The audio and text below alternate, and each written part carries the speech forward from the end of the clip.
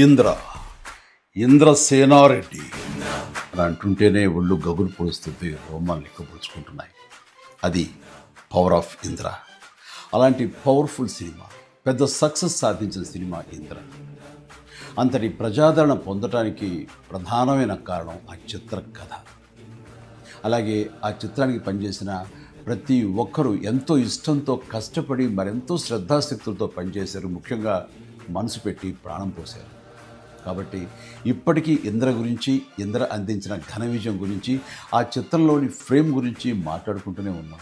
ఏ scene నుంచి మనం చూడటం మొదలుపెట్టినా సరే చివరి వరకు చూడందే అక్కడి నుంచి మనం కదలేము.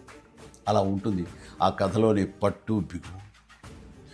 నా చిత్రాల్లో అత్యంత సాంకేతిక విలువలు ఉన్న ఉత్తమ కమర్షియల్ చిత్రం ఇంద్ర.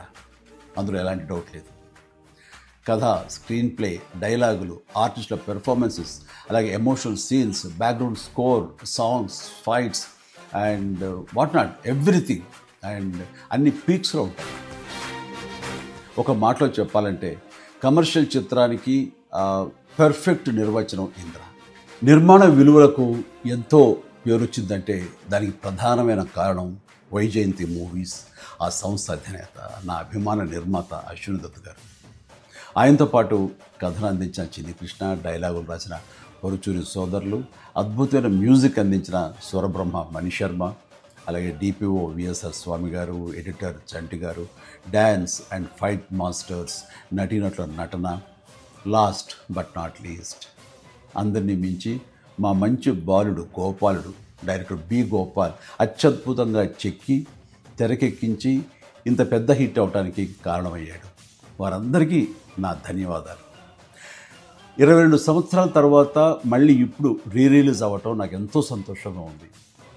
జూలై 24, 2002 నాడు ఎలాంటి భావోద్వేగానికి నేను లోనయ్యానో సరిగ్గా ఇప్పుడు అలాగే లోనవుతాను. ఇది వాస్తవం. ఈ నూతన జనరేషన్కి ఈ సినిమాను పెద్ద స్క్రీన్ మీద చూపించాలన్న ఆలోచన వచ్చి నా పుట్టినరోజు నాడు గిఫ్ట్గా అందిస్తున్న స్వప్న దత్తుకి, అలాగే తన సోదరి ప్రియాంక దత్తుకి నేను ప్రత్యేకించి నా హృదయపూర్వక అభినందనలు తెలియజేస్తున్నాను.